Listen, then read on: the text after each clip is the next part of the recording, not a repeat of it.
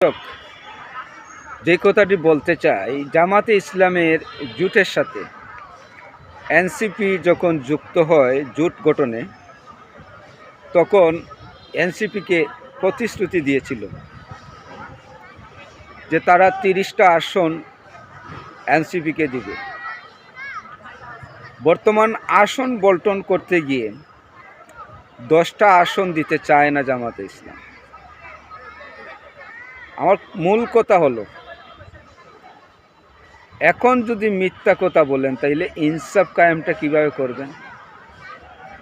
এইরকম কি ইনসাফ হবে? আশা করি আপনারা বুঝতেই পেরেছেন ইমানি শক্তি কতটুকু, আপনারা বুঝতেই পারছেন। জামাত সব জায়গায় সাংগঠনিক অবস্থান ভালো না, সারা দেশেই 2000 5000 এরকম, কিন্তু এনসিপিকে প্রতিশ্রুতি দিল 30টা, এখন 10টা দিতেও রাজি না।